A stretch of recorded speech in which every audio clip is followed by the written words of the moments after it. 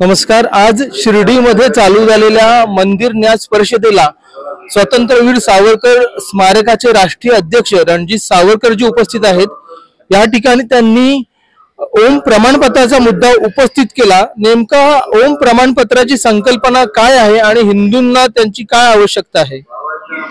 मग दोन गोष्टींमुळे ओम प्रमाणपत्राची संकल्पना सुचली। पहिली गोष्ट म्हणजे हिंदू जनजागृती समितीच्या बरोबर आम्ही एक 4-5 वर्षापूर्वी हलाल मुक्त दिवाळी आंदोलन महाराष्ट्रभर चालवलं होतं। अनेक संस्था जुडल्या होत्या त्याच्यात आणि इतकं प्रयास करून पण लोकांनी हलालचा प्रॉडक्ट बघून घेणं सोडलं होतं। पण 2-3 महिन्यांनी आंदोलन कसं असतं त्याला एक डेट असते, एक्सपायरी डेट असते, त्यामुळे आपोआप मग ते झालं। हल्दीरामनी आपल्या प्रॉडक्टवरनं हलाल काढलं होतं, नंतर हळूहळू 2-4 महिन्यांनी परत आणलं। तर मग आपण एखादा तुम्ही बहिष्कार करा म्हणण्यापेक्षा आपण एखादी गोष्ट तुम्ही हे घ्या।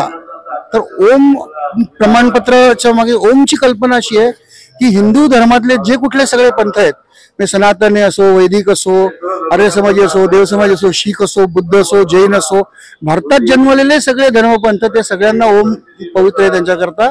म्हणून ओमच्या नावाने प्रमाणपत्र सुरू करावं अशी कल्पना आली।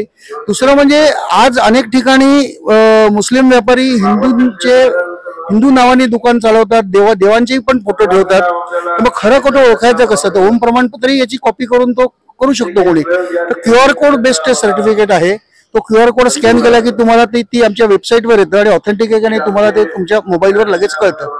तर ओम प्रमाणपत्राचा प्रचार व्हायला पाहिजे आणि लोकांनी निर्धार केला पाहिजे की ज्या दुकानदाराकडे, ज्या पुरवठादाराकडे, ज्या कॉन्ट्रॅक्टरकडे, मी तुम्हाला अगदी वकील असो, प्लंबर असो, त्या सगळ्यांकडे ज्याच्याकडे ओम असेल त्याच्याकडनंच मी व्यवसाय करीन, असं जर एक झालं तर एक हिंदूंचं एक आर्थिक युद्ध आपलं जे आहे ते जिंकल्यासारखं होईल। कारण काय होतंय की आज असंख्य ठिकाणी म्हणजे मुसलमान समाज, त्यात बहुसंख्य बांगलादेशी आहेत, ते रस्त्यावरचे सगळे व्यवसाय त्यांनी कब्जात घेतलेले आहेत। सगळे प्लंबर, सुतार, फिटिंग वगैरे सगळे व्यवसाय त्यांनी AC सगळे त्यांनी ताब्यात घेतलेले आहेत मुंबईत तरी।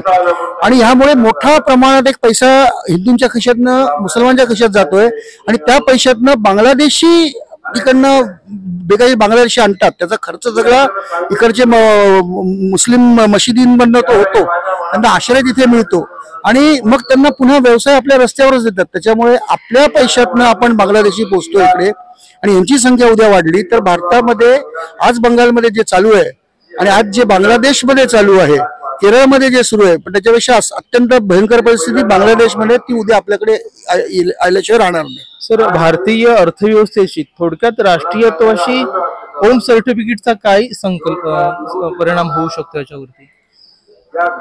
ओम सर्टिफिकेट हे एक आर्थिक युद्ध आहे, जिहादाविरुद्ध आहे। अर्थात जिहाद जो मुसलमानांनी घोषित केला आहे, कारण हिंदू प्रोड्युसर असतो, जो निर्माता हिंदू असतो आणि उपभोक्ता हिंदू असतो आणि याच्यामध्ये म्हणजे 20 रुपयाची भाजी ते विकत घेतात शेतकऱ्याकडनं आणि आपल्याला 100 रुपयाला विकतात। त्याच्यामध्ये त्याला बिचारायला 2 रुपये मिळत नाहीत आणि हे सगळे पैसे हिंदूंच्या खिशातनं 80 रुपये पर किलो मुसलमानांच्या खिशात जातात। तर याच्यामध्ये दहशतवाद फोफवतो, याच्यामधनं ह्या पैशाचा वापर करूनच भारतामध्ये हे सगळे घुसखोर आहेत। आज 10 कोटी आहे, म्हणजे भारतामध्ये 10 कोटी बांगलादेशी आणि अन्य घुसखोर आहेत।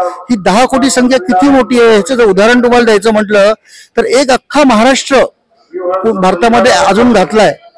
एका महाराष्ट्राची लोकसंख्या 10 कोटी आहे, तेवढी लोकसंख्या यांची आहे।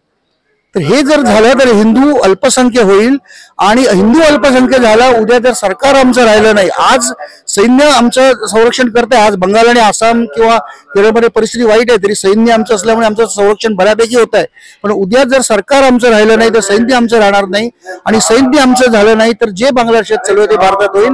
त्यामुळे हा हिंदूंचा आर्थिक हे युद्ध आहे इस्लामी जिहादाविरुद्ध। आपण आता बघितलं तर रणजित सावरकर सरांनी इस्लामिक अर्थव्यवस्थेचा एक महत्त्वाचा आणि गंभीर मुद्दा सांगितला। हा राष्ट्राच्या अर्थकारणावर परिणाम करणार आहे आणि याकडे सरकारनेही तेवढ्याच गांभीर्याने लक्ष देणं आवश्यक आहे। धन्यवाद।